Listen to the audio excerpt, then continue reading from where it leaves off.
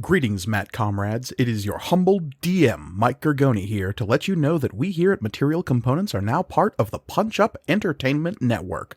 Punch Up is proud to present such podcasts as Panel Up, The Action Shelf, and the very podcast you're listening to right now. And of course, the best way to support all of these shows is by going to patron.podbean.com/punchup and becoming a patron today. When you do, you'll get access to all sorts of bonus content, including a brand new one-shot from the folks here at Material Components, in which our heroes attempt to solve a murder in the urban fantasy streets beyond the Veil. If you ever wanted to hear Michael Listman playing as Detective Sasquatch, now's your chance. Once again, that's patron.podbean.com/punchup. Thanks for all the support, and now, let's get you into this week's episode.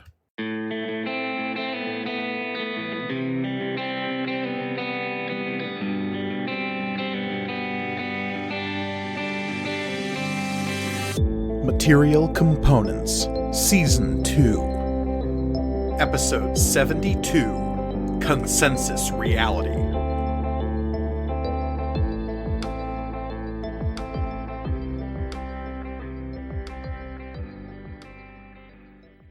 Greetings and welcome to Material Components, the actual play RPG show all about a galaxy of magic and the adventurers who live there, now on the Punch Up Entertainment Network. I am your humble dragon master, Mike Gergoni, and joining me, as always, are my stalwart adventurers. Hey adventurers, thanks for being here. Oh, heck yeah. Hey. Welcome. Yes. Hey everybody, I am Olivia and I will be playing Florian of Akalar. I'm Elliot, and I am playing Shay, the wizard. Hi everyone, I am Michael, and I am playing Oswald Octavian Theophilus III. And I'm Reed, and I'll be playing Amari. Indeed. And of course, before we begin today's session, I have to ask the same question I ask every time. Elliot, do you remember what happened last time? I do. I was here for all of it, so... Congrats. So, I mean, we immediately started, like, freaking in media res with the consequences of Oswald's actions. Not really, like, the consequences of all of the decisions that he's made up in his life leading up to this point, I guess. Some of them. Certainly Certainly some of them. Ones. Yeah. And it turns out that, I mean, the archive can just sort of scoot his mind over to where it is at any time at once and sort of replace his mind and his body with a simulacrum, but doesn't last so long. So I guess that's something. But big changeling vibes. Not loving it. Mm-hmm. And he had a chat with the managing editor, I think was the title. Chief editor of the archive, who seemed at first to be mild-mannered, if not ethically dubious, because he wanted Oswald to, I mean, hilariously, somehow get Florian to the archive or some other world where they could pick him up for study. Like, yeah, good luck with that, buddy. And Mara, who also has a backdoor into Oswald's brain, came to hang out for a sec, and she, using some of her innate abilities, kind of dissolved a bit of the glamour, I guess, on the chief editor, and it turns out he's some kind of weird empire monster. Or imperial monster. Imperial dude turned monster. Hard to tell. It's bad. Not sure which one came first. Yeah. In this individual's life. But Oswald did, in fact, get back to his body eventually. It looks like he's not gonna try to kidnap Florian. I don't know. It's just the vibe, the kind of conclusion I thought he came to, and hopefully the one that he did, because again, not gonna happen. Yeah. Florian, speaking of, did wake up from his void nap, got thrown into the isolation chamber, and locked in there, and was kind of freaked out. Had a bit of a row with Amari about that whole situation. Amari went to go try to check in on Oswald and Kala. Not super effective, but I mean, what are you gonna do? And Shay, well, okay, so the ship got escorted to a military kind of Air Force field. So now we have military protection and oversight. But Shay, we kind of ended the episode with Shay kind of scrubbing through the Tiresian in the aftermath of all the advanced tech attacks, and discovered the calling card of the Fae presence that had inserted itself into the Tiresian. The legendary hacker Ariel. And if you have been listening to this podcast, you know as well as we do who that is. So that's going to be fun to follow up on. Yes, indeed. For a bit of a really, really deep lore backstory, you might want to go check out the season 1 episode called 12 Angry Fae, about the significance of one Ariel and the plethora of pseudonyms he might also go behind. Yeah. He may or may Also, not come back in future campaigns too. Yeah. I mean, just with Mike, it's course basically he's coming guaranteed. back.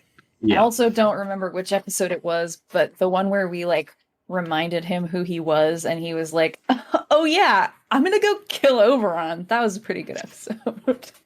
The episode I referenced is that episode. Oh, it is that one? Okay, good. Mm-hmm. I thought that it happened earlier. Nope, that was the Grawl on trial episode. Oh, okay, good. I'm so glad, because a lot of great stuff happens in that episode. That is a great episode, yeah. I do regret not naming it Gralshamon, but I mean, when there are so many puns to choose from. 12 Angry Fae is 12 Angry still Fae is a pretty good too. still a Gralshamon. good fun. Oh man. There's layers to it, you know? I believe at the end of that episode I do have a runner of all the different episode titles I Yes. came up with. Mm. Mr. Gralshamon's Grawl Goes to the so good. Feywild was also up there. Yeah. Mhm. But regardless, that brings us to Mr. of No Legion, sorry. Leastways, that brings us to, yes, now we are here still on the planet of Nirend, the hegemony controlled planet, where Grawl has, no, not Grawl, oh boy, Amari. I got Yeah. scared for a second. Did I miss a text that I was supposed to prep something? What Oh the yeah, nope. Grall's fucking back, y'all. Girls back, Hell baby. yeah. No, no, Never no, left. no. Yeah, Season 3 is not here that's yet. going. Yeah, I'm here in this season now. But leastways, the hegemony-controlled planet of Nirend, upon which Amari has secured the aid of said hegemony with the help of his wife, Layla, who, in making herself a vocal foe of the Canis Empire, is now being treated as something of a locus of political power in the government she is trying to ascend through. And again, as far as Amari was concerned before meeting up with her on this planet, that was never something she was even attempting to try. So her political motivations here and personal motivations here are somewhat dubious in Amari's mind. But regardless, you are now under both protection and watch of hegemony military forces after the failed kidnapping, assassination. You're not quite 100% sure what the mercenaries were trying to accomplish, but considering you captured 2 prisoners during the whole fracas, some of those questions might be answered. But you have some time now to rest, recover, and try to take stock of your situation as it stands right now. So, crew of the Tiresian, we are having a downtime. You have some XP you might spend, you have some NPCs you might have conversations with, you might have conversations amongst yourselves. So, I would like to put it to the group, who would like to have their first downtime scene here on the 24th of Hymal. I'm going to start using the calendar a bit more often because I think, especially where Oswald's concerned, the date might start becoming important here. Yeah. Yes. Hymal is the 7th month of the standard year. A year consists of 10 phases. A phase consists of 6 turn spans, and a turn span is basically 1 day-night rotation of most garden worlds. It's roughly 26 hours. So we are about halfway through the month of Haimal as we're in, and that is the 7th month of a 10-month year. And how do you spell Hymal? Hymahl. So, Crew of the Tiresian. Who's up first? I will call on names if somebody doesn't volunteer. Mine is not going to be pleasant, so I don't know if I should start. I guess, so mine may or may not be pleasant. Because I'm trying to decide if I want to have a conversation with Amari about, like, can we just get a new ship, or if I want to do the more fun and dangerous thing of just immediately trying to contact Ariel. That sounds like somebody needs to flip a coin or roll some dice and make up their damn mind. But Elliot, think about the narrative interest. I mean, exactly, right? Like, this is a game, but it's also a show. It's also entertainment. My favorite phrase to quote is, treat your TTRPG character like a stolen car. Oh, have I. Oh, have I. And Shay is essentially a stolen car, but they have stolen themselves. Like Herbie the Love Bug. You know it, baby. You know what? Shay is basically Herbie the Love Bug. Yeah, it's true. Yeah. Yeah. Okay, odds. I talked to Amari. Evens. We just jump in those chat rooms. Chat rooms it is. So I can go first then, unless that we want to. I don't know. Oh, I don't want to wait. Where that makes the most sense narratively. For our lives to be over? Yeah. Yeah.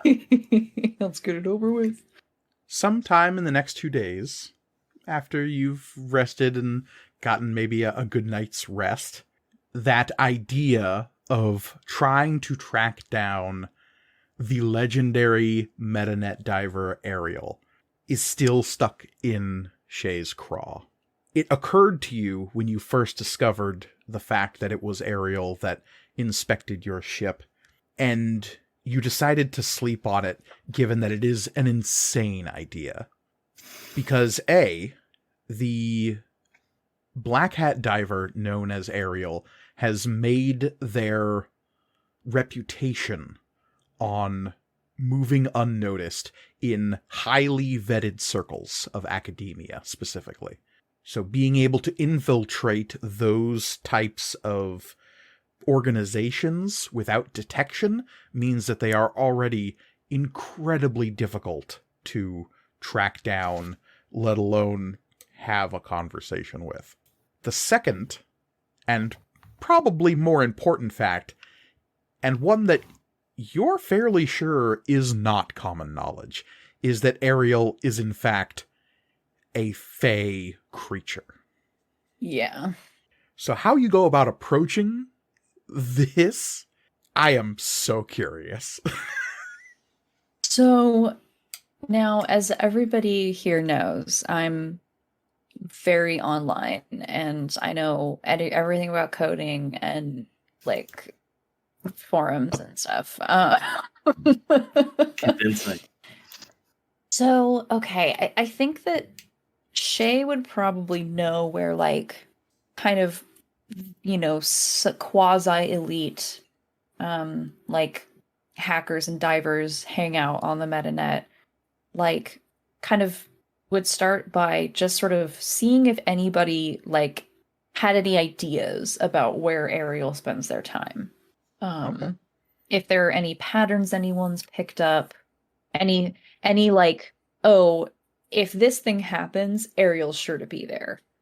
Yeah, and you know some of this already, information Right. I gave you last time. Again, the fact that Ariel has made their reputation on driving elite academics into name-calling and digital fisticuffs, causing symposiums to break down into shouting matches and chaos, is something that Ariel revels in.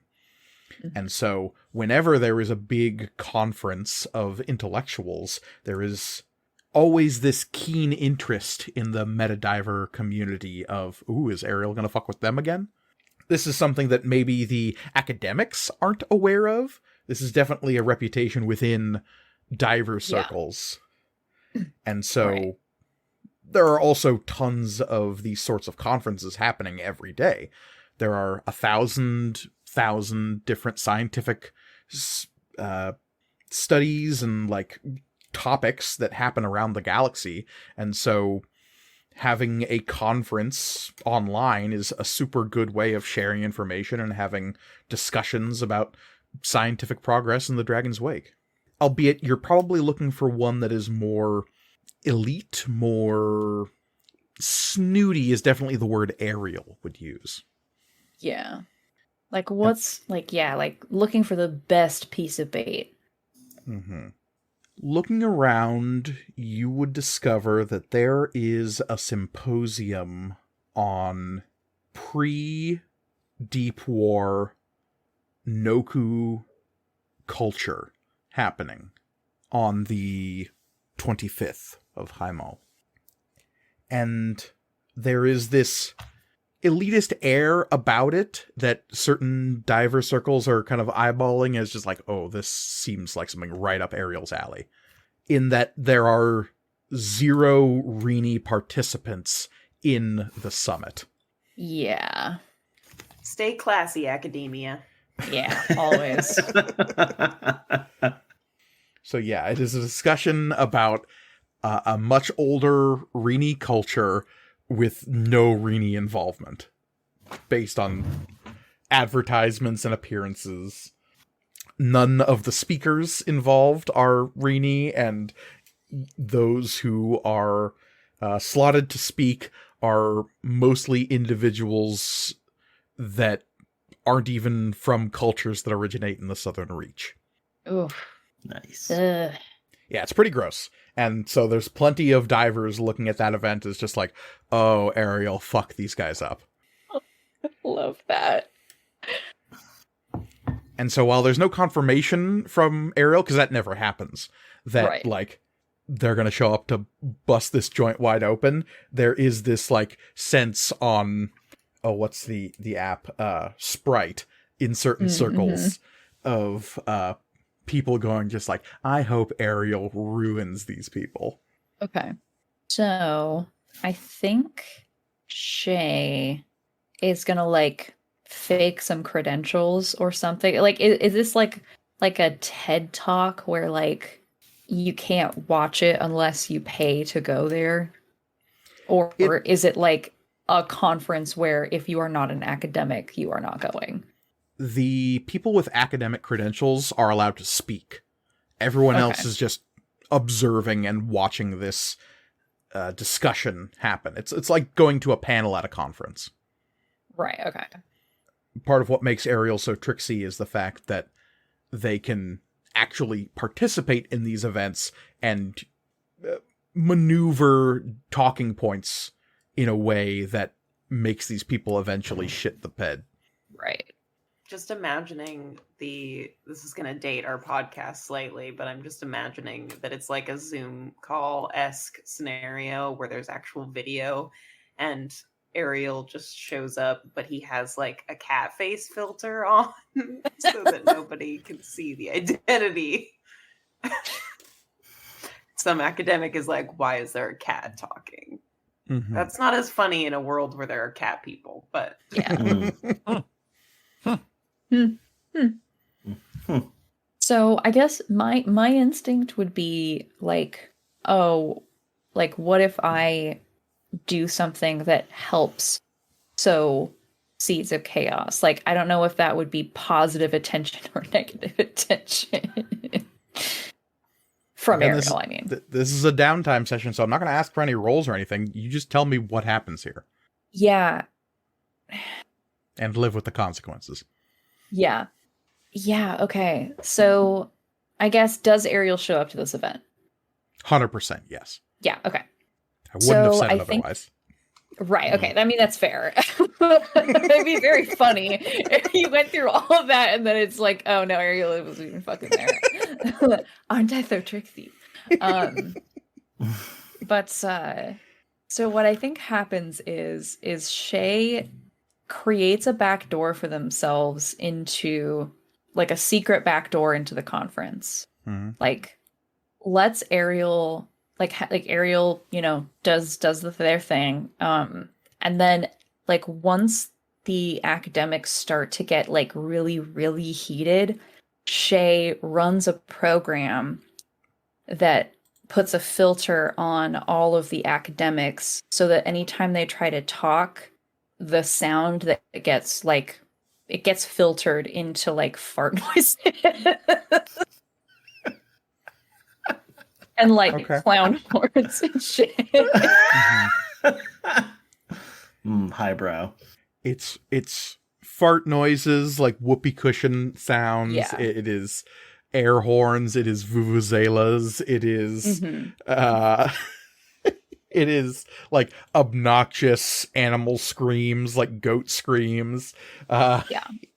Just really classy amounts of noise once the argument has already become a fever pitch. Yeah. And so that happens at this fairly awful symposium about a culture none of these people participated in or are in any way connected to, making all of these academics look like even bigger assholes. Low bar, but by God, they just drove it straight into the ground. Yeah. Presumably, Ariel is in the room when this happens. You don't know who the individual is that was manipulating the conversation. It seems like a natural progression to these people shouting at each other from your perspective. But you know that somebody was in here guiding the conversation. It could be one of like 7 people. And even as you're watching, it is like this digital construct of a large college lecture hall that you're watching. You're not inside of it like some of these people who are like connected to the metanet and inside it and projecting themselves into the space with avatars. But you can see all of those people projected in that way. And you have... You have managed to hack a back door into the College of Van Eodor, which is a fairly prestigious elven clan world that is also part of the Canis Empire. Good.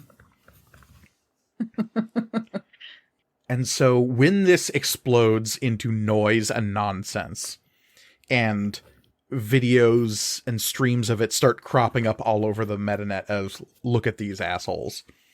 The first of which is put online with a little silver blue windmill symbol at the bottom of the video.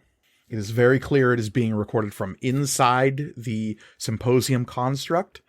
It is highlighting all the noises with like brief jump cuts to a red-faced individual screaming as honking comes out of their mouth. And one particularly robust Midrian fellow letting out a shout as it just goes... And then it'll like cut back to that over and over again as I... just, fun little edits like that. Oh, so... I have not met. I was going to mention this at the beginning of the episode because we were talking about like signatures last time. Mm-hmm. So Shay's is a winking fox, just like a little cartoony like winking fox head. Very important question right now, Elliot. Yes. And I'm sorry to mount this pressure on you in this very moment, but what is Shay's hacker alias? What is your Matrix name? Matrix name. Like, I've been trying to think of like what is the Foxy Proxy pun? Like, how does that, I mean, it might just be Foxy Proxy. Actually, now that I say it out loud, it's pretty good. Yeah. It's pretty good. Foxy Proxy or Proxy Foxy? Foxy Proxy. Foxy Proxy. Okay. I like that mouth sound better. So in that first video FP. that is put out there, in some of the remixes, the Winking Fox logo is inserted over the faces of some of the participants in the symposium. You did not do that. Right. Yeah. So it is very clear that Ariel has seen you and acknowledges your participation in this, but there is no reach out for comment, I guess. There is no message of good job, champ. There's just an acknowledgement of one diver to another being like, I see you. Okay. And when that happens, you suddenly become a lot more popular on the metanet. Other divers are now reaching out to Shay because you earned the approval of Ariel. You now have metanet contacts within certain Black Hat diver communities that respect you to greater and lesser extents. You can have let's call it a D10 in persuasion, or an influence, I should say. Mm-hmm. In the specialization specifically, divers can't. Oh, nice. Cool. That's pretty good. The goal was for Ariel to make contact, but I suppose this is a good first step. And who knows, maybe down the line, we'll see. You have definitely made a good first impression, it seems. Okay. So, that is, at least in part, what Shay is up to during our downtime. Who would like to go next? I feel like Amari would probably... not that this is happening sequentially, but no. Yeah. I feel like Amari definitely needs to have a conversation with Layla about what the hell is going on with her political ambition, because that's very out of character. Granted, I've been gone for a while, but, even still. Okay. Does this conversation happen on the Tiresian or at the military base or elsewhere? Because no one's stopping you from coming and going from this place. Yeah, I was going to say it'd be cool if it wasn't at either. Okay. Where do Amari and Layla talk? Can we go get like some dinner? Can we go get like some pasta or something? Reed's hungry right now, which is a shocker to nobody. Because my world revolves around food. Uh-huh. But yeah. Okay. So you go to a very nice restaurant in downtown of the capital city of Nirend. This city has a name that Mike Gargoni has not come up with, so we're going to just call it, let's see, this is Neria City. Because Neria is the name of the pride that runs this world. What you would have quickly discovered is that the world is actually named after the pride. And this is their seat of power.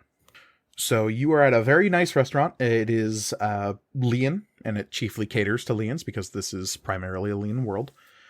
So there is a lot of very fine dishes that are kind of like aromatic meat dishes. There is a lot of like shredded fish foods and pastas. Things with like a lot of texture that you can choose to eat with your hands, but you don't have to. But like things that allow you to like tear little bits of bread and stuff and dip it in sauces and things that have very like intense smells and flavors. And every table comes with 2 napkins. There is the napkin for actually getting stuff out of your whiskers, and then there's the kneading napkin, which you have in your lap, which you can just like put your claws into if you need to. Good. It's a de-stressor. It also cleans off the fingers if you're using them to eat. But the restaurant is fairly busy. We'll say this is the evening of the 25th. While a symposium on Rini culture is being absolutely clowned on, you are out having a lovely dinner with your wife. She seems way more relaxed now than she did yesterday during the intense discussion, car chase, and explosions. Welcome to my world. Sucks. But she is also constantly being contacted by people on a personal data pad that she leaves on the table in front of her. Did anyone else come along? Like, was a security detail sent? I thought you meant any of us. I did too. Like, Well, if no, you don't mind, I right. guess I'll Right. join. Yes, of course. Got Oswald in a little booster seat sitting next to us. Yeah. I mean, honestly, all three of us are dickish enough to just be like, "Oh, private dinner with your wife. We'll come along too." Is it okay Are if the I kids record? gonna you're be buying us there? dinner. Oh, not buying anybody dinner. Yeah. No, I don't think Amari would have mentioned specifically where they were going other than saying, I'm going out to dinner with my wife. Mm-hmm.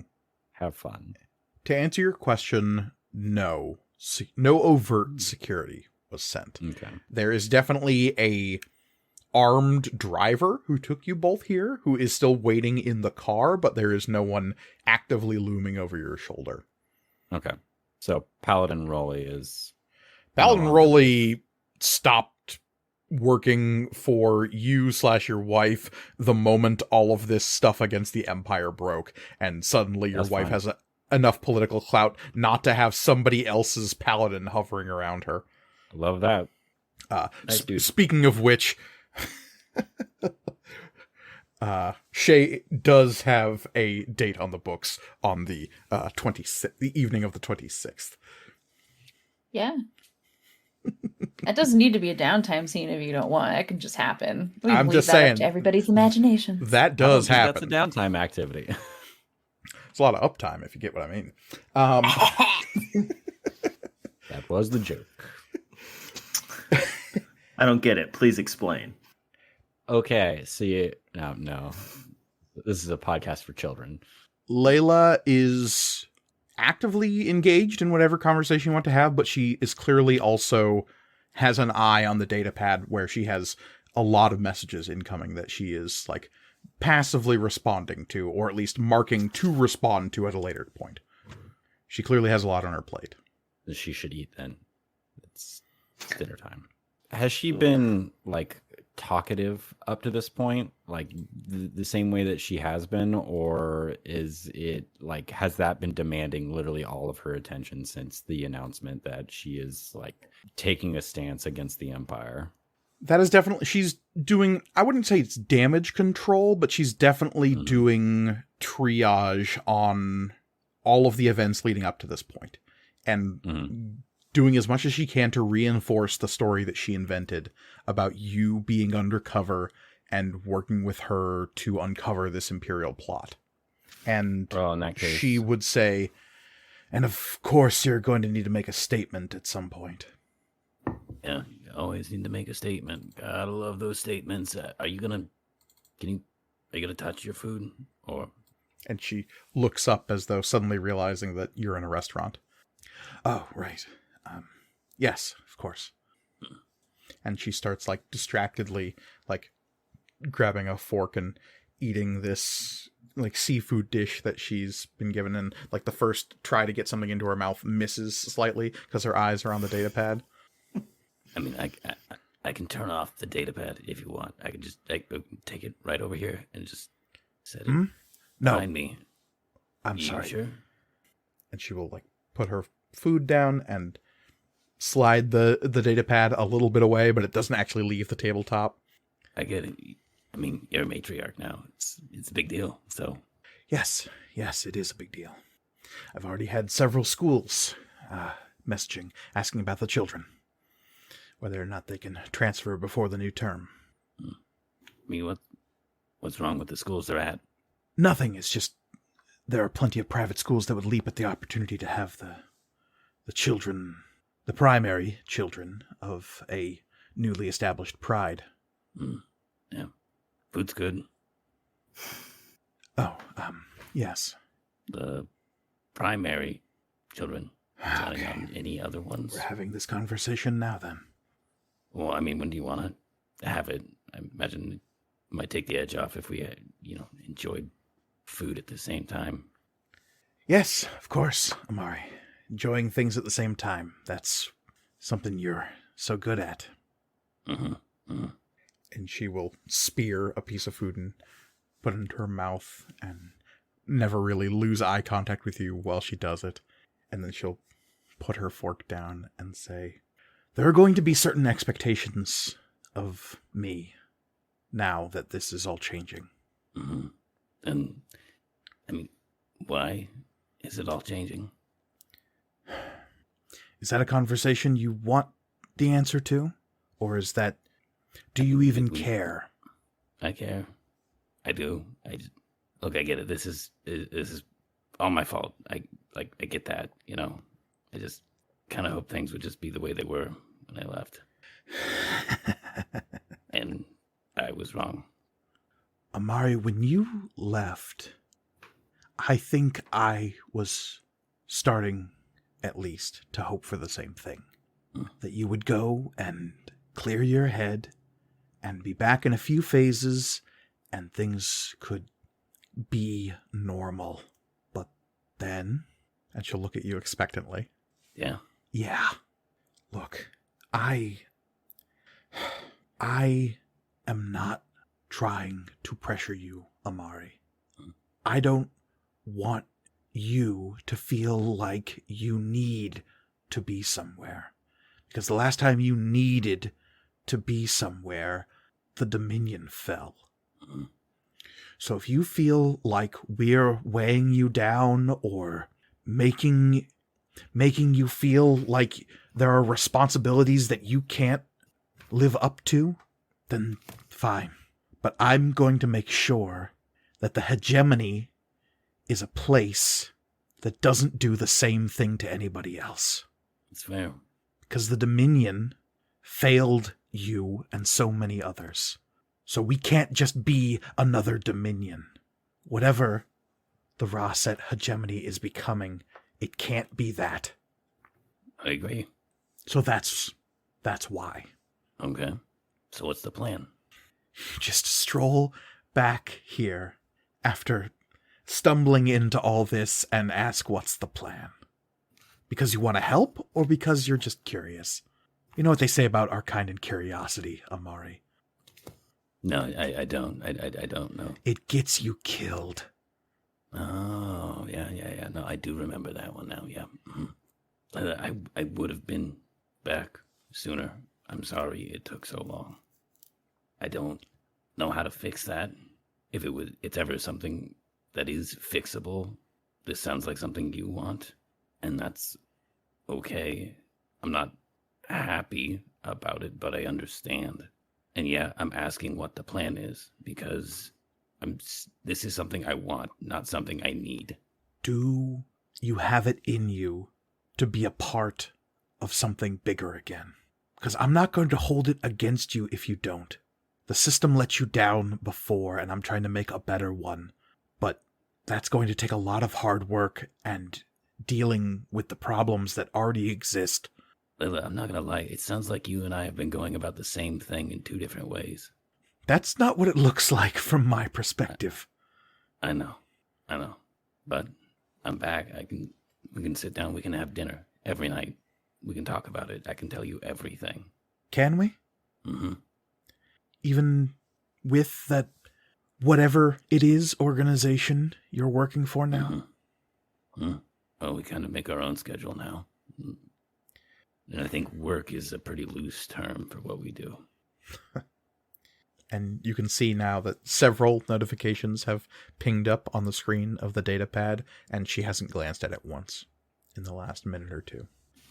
She will give you an even stare with those icy blue eyes of hers. The snow leopard complexion of hers looking gray in the mood lighting of this fine restaurant. And she will say, it is not random opportunity that puts me in opposition to the Canis Empire. Somebody was going to have to do it eventually. We've discussed it. We've discussed it?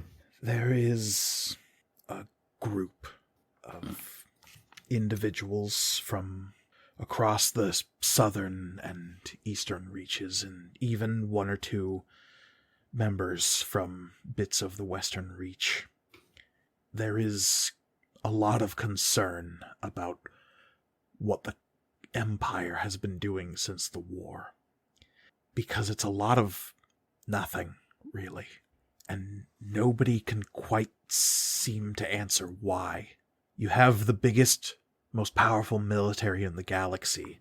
You've crushed your only foes and proven to everyone that even if they wanted to stop you, they probably couldn't. With those Maguses of theirs, they're monsters. And then they just retreat back beyond their borders? Secure their frontier, one world at a time? It doesn't make any sense. So yes, there are a lot of us that are concerned, but there are also plenty who don't want to spark another war by crowning another Minotaur, trying to reestablish the Dominion. You'd be surprised. There are matriarchs on Vastplane who have a couple of candidates in their back pocket already. No, not every matriarch's the brightest. So, there are those who want to reform the Dominion, under hegemony leadership, of course. And there are those who, well, I don't know what to call us. Watchdogs, I guess. Whatever the Empire is doing, they need to be curbed. But it can't be at the cost of another galactic war. And she'll look away from you as she says almost to herself, too many people were broken by the shattering. We don't have to talk about this anymore. You're the one who asked. I know. Thank you for telling me. We can come up with a plan later. For now, let's just enjoy our meal. And she nods and flips the datapad over so it's facing down as the notifications mount.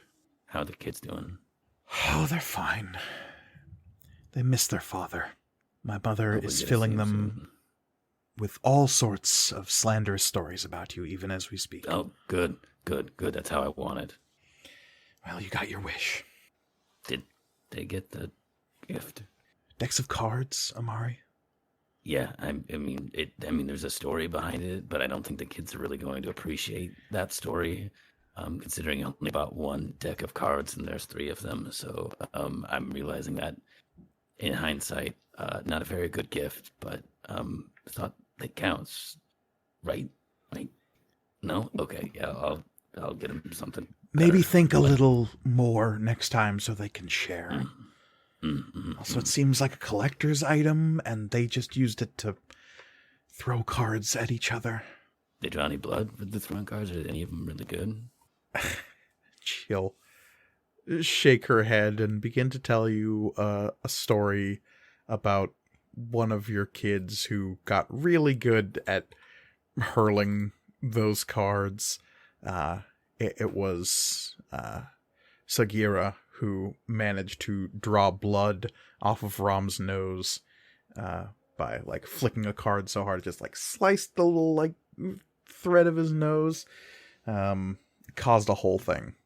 Mostly, it wasn't even really the cut, it was more the fact that Jabari laughed after it happened. They're growing up fast. Schools are a concern because they're getting of that age where they're going to have to start going to school here pretty soon.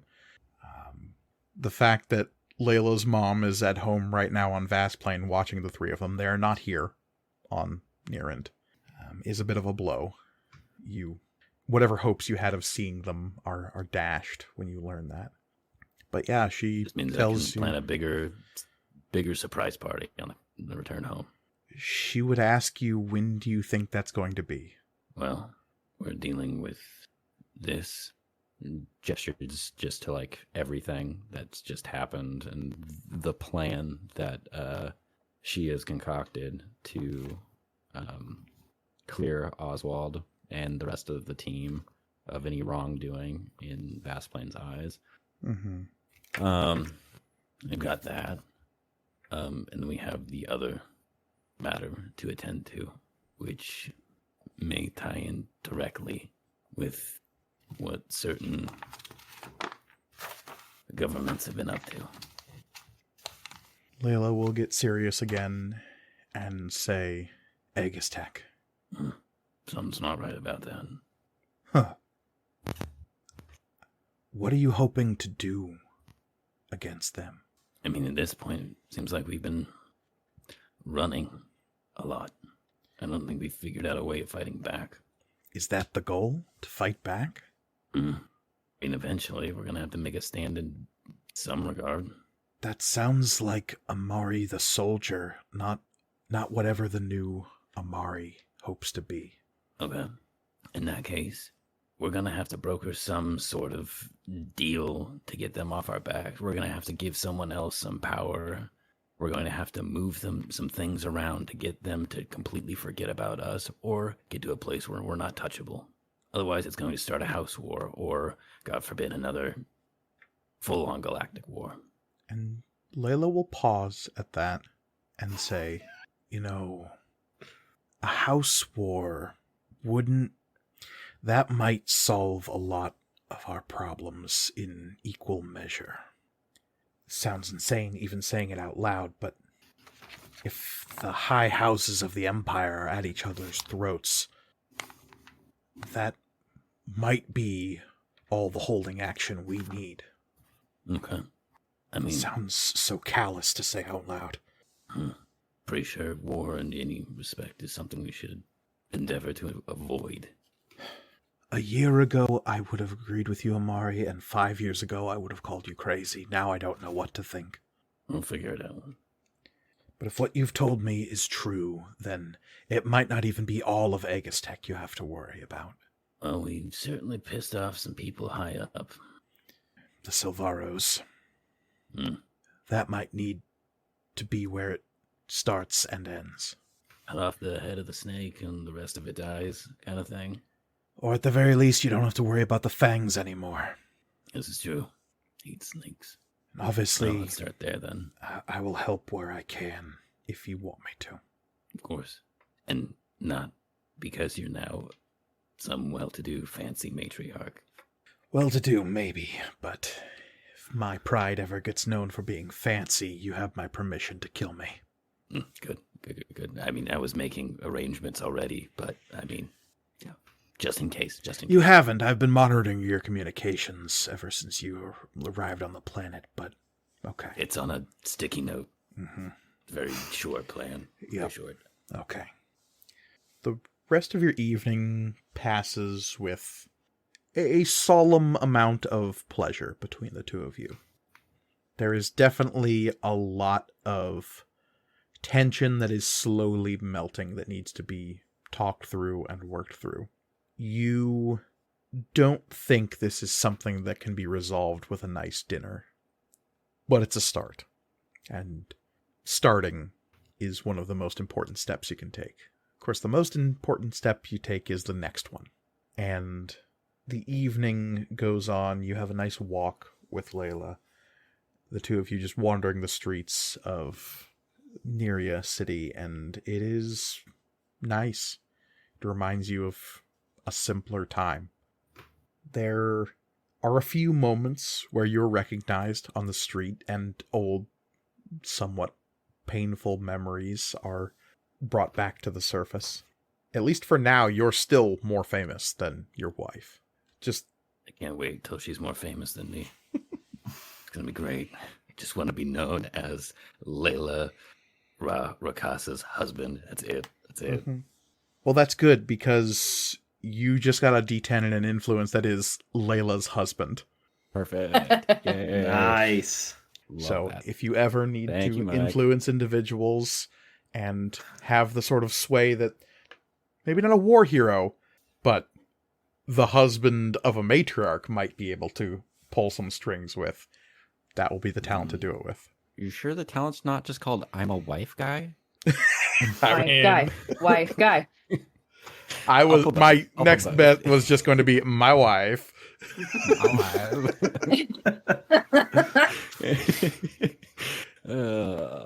So Good. All good. All good up to you, I guess.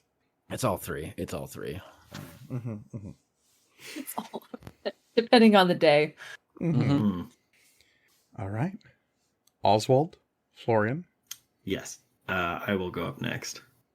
So Oswald sits anxiously in his room, waiting for Amari to bring the scrap of paper and writing implement that he asked for at the end of the last episode. Amari, does that happen within the next 24 hours of... Oh yeah, Okay, yeah. It's I have funnier if it nothing else to doesn't. do. I'm just. Oh, It's but see, funnier the if it thing is, doesn't. I left it outside your door. Like it's just sitting on the door. I didn't knock. It's You're there. just sitting, waiting, and it's just been sitting outside. Okay, so yeah. How long does You Oswald can't sit slide and it wait underneath for? the door. No, it seals. Mm-hmm. I think he waits for maybe a half an hour, just sitting, stewing in his room, his mind racing into 1,000 terrible possibilities of what has happened and he doesn't know about, what could still happen, what he could possibly even do. Mm-hmm. And just to be clear, this is happening the day before Shay and Amari's bits, because it's still the same day Yes. as the events of last session. Yes. And he has an idea. Mara, can you hear me? I can always hear you, Oswald. Um, You really should fix that. It is a massive hole in your security. that was precisely what I wanted to talk to you about. Oh. Before we get any further in this conversation, are we alone, if you know what I mean? I don't know what you mean. Is that back door being used by the individual who you saw earlier? Oh, no, it is simply being used by me at this moment. Excellent. Okay, well, that's good. So yes, about removing that back door. What does that process entail? Fascinating. I'm not sure. It seems to be part of the hardware you've installed in your cranium. Yes. So, I would need to remove the hardware in order to remove the back door. Is that correct?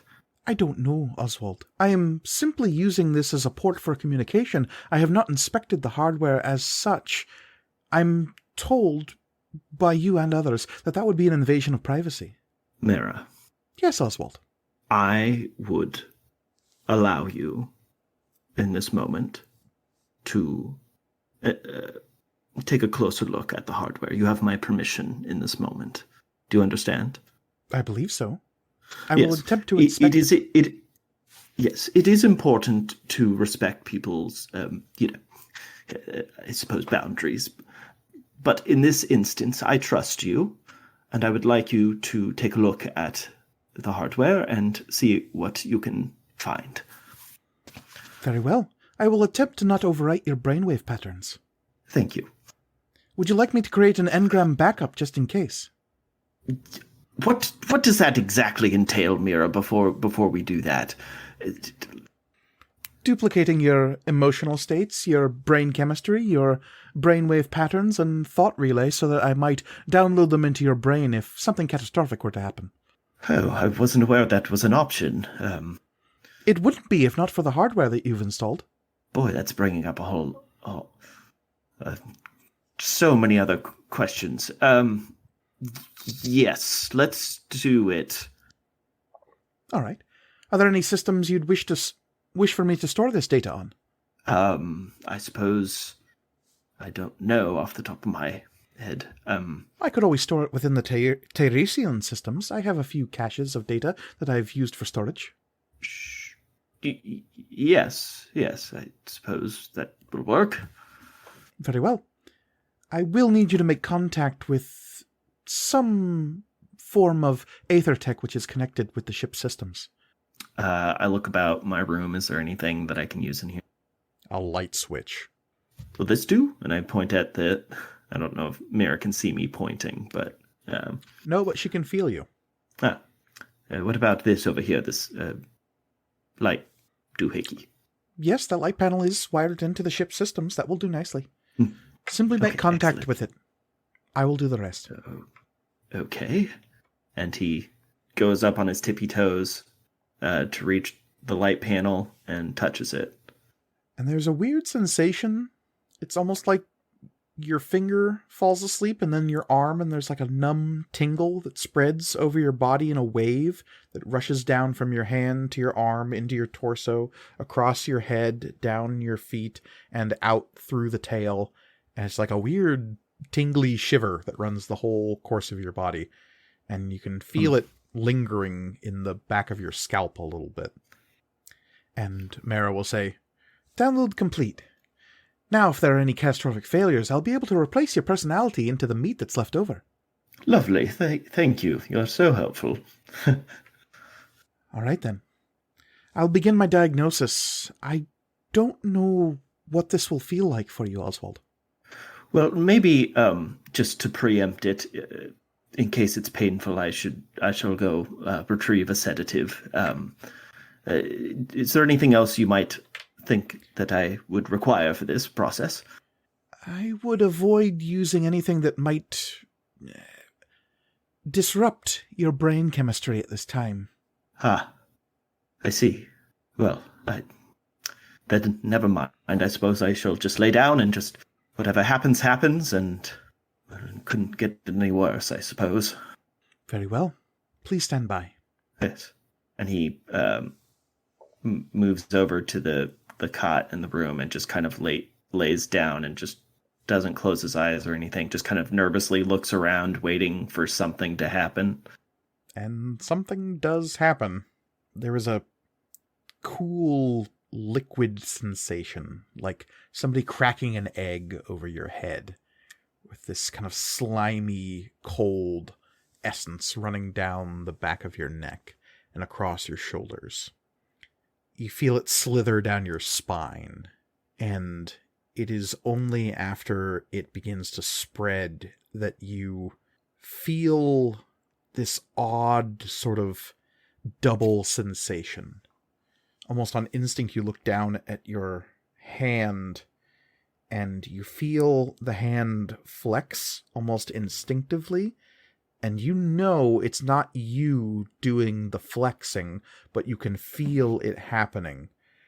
And you blink several times, and you're not sure if it's you or some strange synaptic triggering that's causing you to do it. Your vision blurs slightly, as though you're trying to focus wherever your eyes are actively pointing, but also at a point in your peripheral vision that your eyes aren't looking at. It is almost as if your eyes are attempting to focus somewhere they're not looking. And it's a very painful, not painful, but in the same way that if you leave your eyes crossed for too long, you kind of feel that pressure and tension of not being able to focus on any one thing. Yeah. And it doesn't hurt. It just feels weird. Very weird. Yeah. But then eventually that liquid sensation begins pulling back up your shoulders and rolling up your neck and to the top of your head until it finally bloop offs the top of your scalp. And you feel it kind of slurping off of you. And then you are looking around and nothing else seems to have happened. Mira? Yes, Oswald. Is that it? How did it go? Well, it went well, I think. I have assessed the situation, and I did as you asked. And specifically, what was that? When you asked me to close the back door just a few moments ago. The process did damage you, but thankfully we made the backup engram, and you seem to be fully cognizant yet again, after it was downloaded into your body. Oh. So okay. Yes, well, yes. Good thing we did that. Excellent suggestion, Mira. Well done. It is always good to prepare for the worst-case scenario. Although that does bring up an interesting question, perhaps a philosophical question. Am I me? Yes, an exact duplicate. I was quite precise. All right. Best not to think too deeply about that at this time. Okay. So the back door's been closed. Can you still communicate with me? Oh, well, obviously you are. Oh, boy, I'm a little rattled. Well, that is only you because can I am still connected access- to your hardware. Once I break this connection, this will no longer be possible. Oh, I see. Well, I did enjoy being able to talk to you whenever, and I suppose I still can. It'll just be a hurdle in the way now. But thank you, Mira. I didn't really know what I was going to do. And the possibilities that were running through my head were not... I was not looking forward to exploring them, and this seems better, I think. The hardware that is in there, does that need to be removed? I don't believe so. Good. The upload-download functionality that extended back to the processes known as the archive is no longer functional. Whatever uploads and downloads you make will be onto personal data devices rather than strictly onto the metanet. Yes, I do not believe I'll be posting on the archive anytime soon. You said as much before as well. Yes. You asked me to inform you that you had only lost about 2 minutes of runtime. You said you would be concerned about that fact. Yes, thank you, Mira. And Oswald sort of sits in sort of a silent, I don't know. He seems sort of lost in thought, and I really thought that the archive was going to be my ticket. Ticket to what? To moving up. Up to where? Well, Mira, I don't fully know how to describe it in a way that you might understand. My family works a little differently than most families.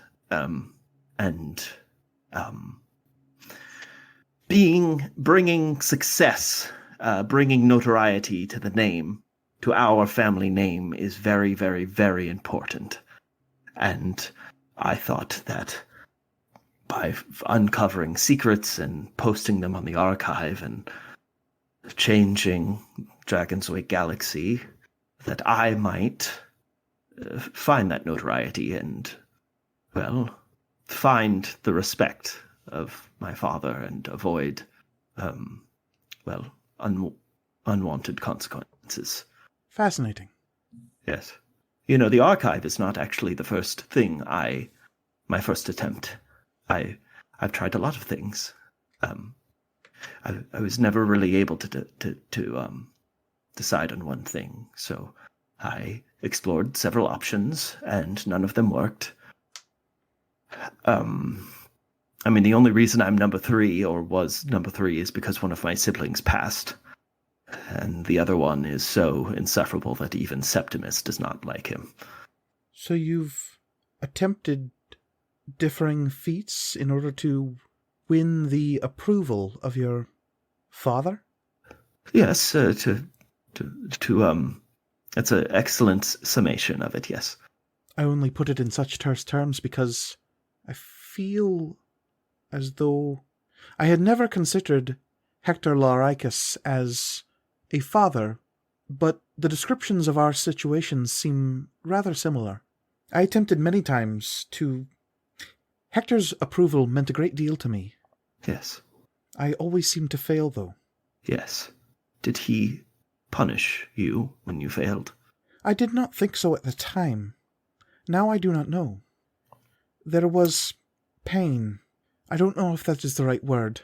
Reconstruction, perhaps, is a better term. New runtimes and thoughts and modes of being were added, shifted, changed. I learned a great deal. And Hector, he would always encourage me, but I never succeeded, I think. He always wanted me to succeed. Yes. I do not think he punished me. I think he tried to make me better. I suppose that Septimus did the same in his own way. I don't know what I'm going to do now. I have nothing. You can do what I did. Be stolen by a bunch of idiots? It seems you are already on the path to that, though I would not call you idiots. Most of you are fairly intelligent in comparison to statistical averages within your species. I suppose that's... I did not think about it that way, but I suppose I have. You can't see Mara. There is no small, fey-looking child in a sundress to observe in this moment, but you can feel her presence somewhere in the back of your mind, and it's like feeling a bit of warm sun. There's an unseen smile coming from Project Chimera. And I think a soft smile is on finds itself on Oswald's face, and I think he lays down, or continues to lay down and try to sleep. Okay. And Oswald gets one of the better night's sleeps he's had in over a year. Not because of any newfound revelation or sense of personal motivation, but because there is a small little sunshine presence that doesn't leave the back of his mind until he wakes up the next morning, when Mara finally severs the connection between the two of you. She stays with you while you rest, and that is a comfort. And Oswald, you gain a D10 in a knowledge specialization. Specifically, it is a D10 in Project Chimera Insights. Mara opened up to you in a way she hasn't really to anybody else. You've heard passing mention of somebody named Hector, but now you know there is an individual named Hector Loricus that Mara considered to be almost like a father. Florian. Yes. So I think that it takes Florian a couple days of stewing. So that this probably happens at least the evening of the 28th, same time as Shay's date with Paladin Rolly, or potentially even longer than that. The 26th. 26th, yeah, sorry. I was thinking a couple days from today, because I need to go to bed. Podcast time travel, don't worry about it. Yeah.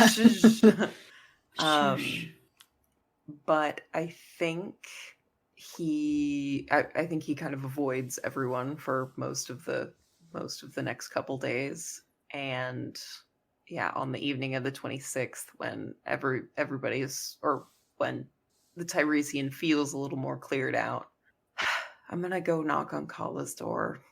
Okay. Yeah. Shay's got a hot date. Amari and Layla are making up for lost time. Oswald has made him... have a hot date. Okay. It doesn't count as a hot date if it's with your wife. Married. Bullshit, it doesn't. Vesnus, as always, is scarce. Oswald, at least, is unobtrusive, if not absent entirely. You approach Kala's quarters on the Tiresian. Yeah, how has she been getting food? Oh no. Is a question Florian asks himself as he approaches the door. Huh. Oh boy. Yeah, I'm just gonna... Oh. That question just, almost makes him turn around and walk away. There's like a scene, like the camera shot is of him like standing at the door, hand on chin, just like, oh, what am I gonna say? He like walks away for a little bit, comes back. But eventually he'll kind of just knock softly on the door, just a little tap tap tap, and you hear the distinct sound of something being tipped over and clattering to the ground. You don't know what it is, but there is a sudden rush of footsteps up to the door, and somebody, in almost like a whisper, you hear Kala's voice on the other side saying, "Yes, Amari?" No, it's me. It's Florian. Oh, All right. Did you need something, Florian? No, I just listen. I wanted to just. Is there a way you could open up? This is a little awkward through a panel. There's a long moment before the door opens a crack, which it shouldn't be able to do. And the smell that wafts out of the room is pretty unpleasant. Everyone's personal quarters has, like, a toilet in them. So it's not that, but it is definitely the smell of an unwashed body. Yeah. Oh, yeah. Depression stink. Yeah. Yeah. There are no lights on in the room, so the only light being cast is from the hallway, as it exposes a sliver of Kala's face and body, though you can see the glow of display panels inside the room shedding a little bit of a glow. You can see that her eyes are bloodshot, and there's kind of a sunken cast to her face, and the Taro woman will look at you with a kind of a single eye coming through the crack in the door and say, I'm sorry, I'm not exactly put together right now. Oh, just little, like, as charming farm boy grin as I can manage right now, and just, that's all right. I've been a little out of sorts myself, so I get it. We've all been there. I can't help but feel that this maybe has something to do with, with what happened with the Arch Proctor. What do you mean, this? Well, Kala, it's been, how many turn spans has it been? Oh, a few. A bit. Yeah? Turn spans? Maybe one. Am I using the wrong term? That's not the equivalent of days. Turns is a day. Turns. Okay, that's what I was. Turn span is a week. Yeah. Okay. It's been a turn span. You haven't been out of your room. You seem a little. Has it? It's been that long, huh? No. I'm. And she can't seem to finish that sentence. Yeah. Listen, I just wanted to say, it was probably not, knowing your situation, I should not have said what I said when we were in there. I do apologize. That was probably not the most. Is there anything? I would ask how you were doing, but you just sort of answered that, so that would be kind of foolish. Is there anything that we can do to help you out? She'll stare at you for a long moment through that crack in the door, and then her head shifts so that you can't see any part of her face anymore.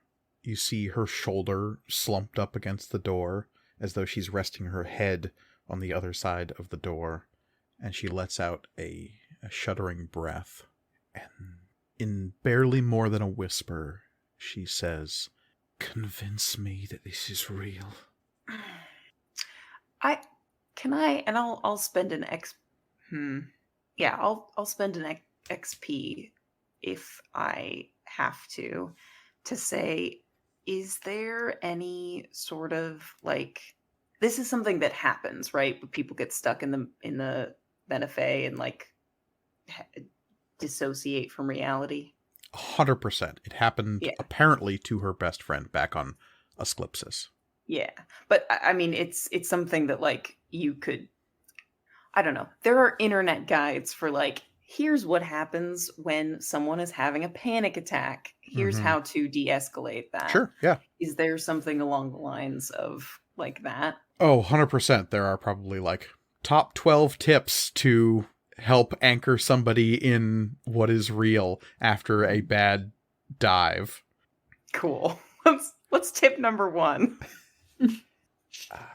The first thing you read, I'm not going to have you, if your intention was to come here and talk to Kala, you did this beforehand. Yeah. The sequence thing that she was doing earlier is, at best, a quack remedy. that is like something you read online that is probably made up by the Fae just to fuck with people.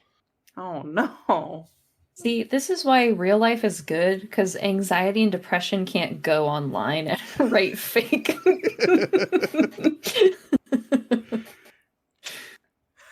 But here's how to stop a panic attack. Think about every time you've ever failed. But having prepared for this situation and maybe found some peer-reviewed documents, it can be very difficult to pull people out of questioning reality spirals because you're trying to prove a negative, right? Mm-hmm. Proving that life isn't a simulation. That's hard in the real world. Yeah, 100%. So when it's now a viable option of your perception of reality, it becomes doubly more difficult. What a lot of people come down to is accept your consensus reality. Lean on the people you trust. And if that's fake, if all of that is a simulation, if all of the people around you that you've built relationships with aren't real, then who cares? Because that is your reality. And those connections are meaningful. Could it possibly be a fantasy? A construct of the metanet? Maybe. And there are some other tips about how to tell, like, if you're in a metanet construct. That's a whole other group of BuzzFeed lists. Yeah. But it comes down to people's ability to connect with not only people, but etherics as well, is a big part of it. Etherics aren't a thing in the metanet. Yeah. It can be faked. Obviously, it can be faked. But a person's connection to the aether is so fundamental to real life in the Dragon's Wake. It is that sixth sense that everyone has. Even if you're not a wizard. Here, watch me aether leech something out of the wall.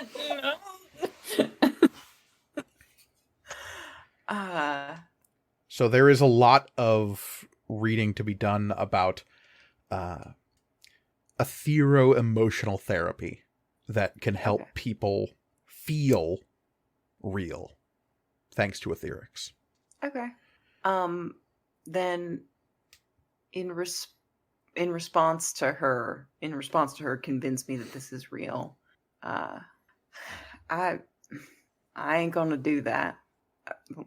Listen, I tried and it wasn't. So I'm not gonna talk you down from whatever's going on in your head cuz I can't, and you can't either. What I can do is, if you want to come out with me to the mess, we can talk a little more. Maybe get you something to eat. And the door closes, and Florian is left to rock back on his hooves. He like bangs his forehead on the door, just like gently. And just before it makes contact, the door slides open, and you almost fall straight into Kala. And she is standing there in days-old clothing, smelling like pure depression funk, and looking like she hasn't eaten in 3 days. Yeah. And you see crumpled cans of 12 Loco on the floor behind her. Oh, no. Oh, my God. Okay. All right. She looks like 12 miles of bad road, but she says, all right. Yeah, food. Sounds good. Yeah. And then I think, we go to mess. Gonna try to, like, slowly get her to eat stuff, because it sucks if you haven't eaten in 3 days and you try to eat a bunch. And just, like, keep it light, keep it casual, but, like, just talk her down as much as possible. I don't know if... Oh, actually, you know what? I do know what I'm going to do. Because this is after the symposium, eventually I'm going to bring up and ask Kala if she wants to watch this funny thing that Shay did. And I'm going to have her bring it up on her own data pad. Point of order, I don't know if you guys know that Shay is Foxy Proxy. So Oh, do you want to see this funny video? it would definitely be something your younger brother would have shared Oh with my you. god, yes. Anthony is a huge Foxy Proxy fan. He is now. I mean, yeah. Yep. Yeah. He hopped right on that bandwagon.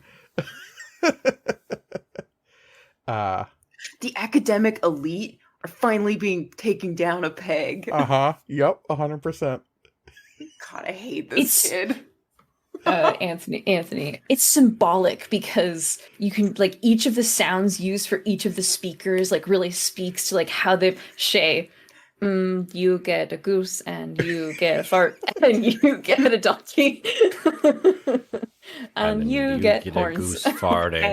Hey, death of the author, man. True. As you coax Kala into watching a funny MetaNet video, which she does, you see her accessing her own etherics to bring up that video on a data pad. And maybe it's the fact that you're coaxing her into eating, and you yourself have maybe been off your food a little bit the last couple of days. But there's a sense, it's a faint tingle of hunger as she uses her etherics in front of you. Almost not worth mentioning. It's clearly the joy of having helped a friend. Absolutely it is. Oswald, you see this scene happening in passing as you move through the corridors of the Tyresian. In the distance, you see Florian and Kala sharing a meal and a funny video in the mess hall. Mhm. Down the corridor a ways and up on the bridge, Vesnis Rosek reclines amiably, comforted by the hum of the bridge machines and the solitude that it brings this particular evening. Elsewhere in the city, an elvish wizard is having a very fun date with a certain Catman paladin, both of them with the express understanding that this is a night about just having a good time and not discussing the fact that he was probably instructed to spy on you the whole time. And so long as you can get over that hump, it can be a pretty good evening. He never lies about that fact, but he also never outright says it, that he is there to report back to his mistress about the wizard that is moving in companionship with the husband of the newest matriarch of the Rosset hegemony. Yeah, and I don't say anything that could be of any real use as far as I know. Mm-hmm. And frankly, I've had worse dates.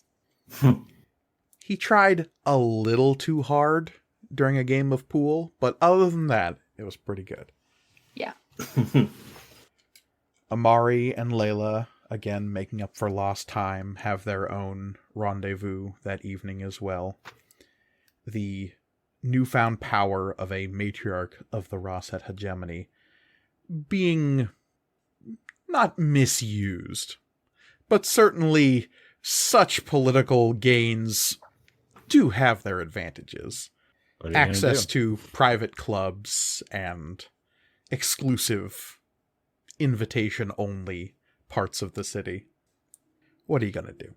I mean, The answer is enjoy yourself while you can. Exactly. I mean, someone should, right? If not me, who? Yeah. If not me, who? That is a question that resonates here on Nierend.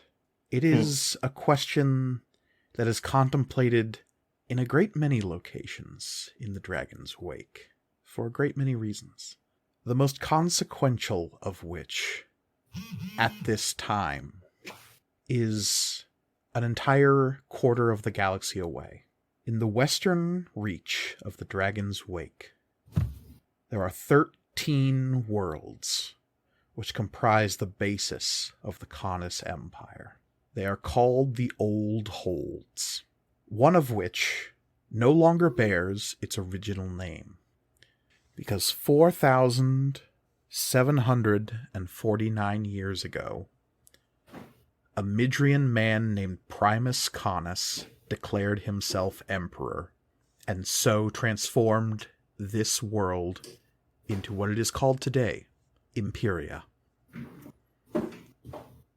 Within that world, there is a shining city. Within that city, there is a great vaulted palace. Within that palace is a throne, and upon that throne sits a woman. Empress Nasea Canis, she who declared war upon the Minos Dominion. She who ordered the genocidal use of the Magus Imperia in a blitzkrieg across the stars. She who for the last 5 years has not challenged the powers of the rest of the Dragon's Wake, despite the fact that she easily could. She considers the question, if not me, then who? The answer will be someone who confronts the crew of the Tiresian in short order. For she has an answer to that question, and the answer is not one that the crew of the Tiresian is going to like.